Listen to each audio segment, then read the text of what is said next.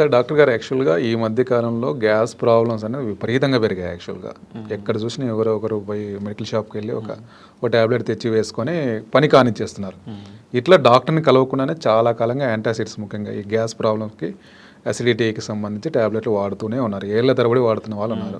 ఇలా వాడడం ఏమైనా ప్రాబ్లమా? అవునండి. అయితే ఇక్కడ మనం అర్థం చేసుకోవాల్సింది, ఇప్పుడు ఇంతకుముందు ఉండే యాంటాసిడ్స్ వేరు, ఇప్పుడు మనకి అవైలబుల్లో ఉన్న యాంటాసిడ్స్ అన్నవి మెజారిటీ ఇప్పుడు మన యాసిడ్ ప్రొడక్షన్లో ఇన్వాల్వ్ అయ్యే 3 స్టెప్స్ని కూడా బ్లాక్ చేసేయడం జరుగుతుంది.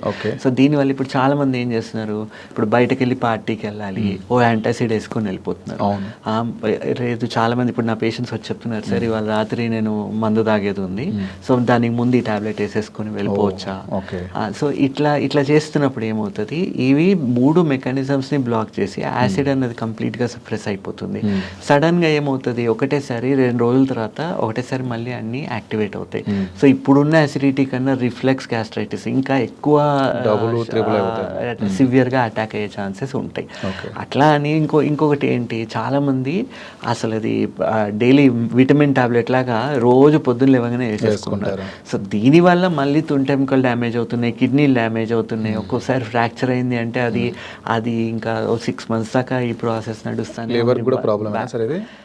అంటే ఏ టాబ్లెట్ తీసుకున్నా మెటబలైజ్ అయ్యేది లివర్ నుంచే కాబట్టి ఎంతో కొంత శాతం లోడ్ లివర్ మీద కూడా పడే ఛాన్సెస్ ఉన్నాయి. అయితే కిడ్నీ మీద ఎక్కువ సైడ్ ఎఫెక్ట్స్ ఉంటున్నట్టు లాంగ్ టర్మ్లో తీసుకున్నప్పుడు స్టడీస్ చెప్తున్నాయి. ఓకే.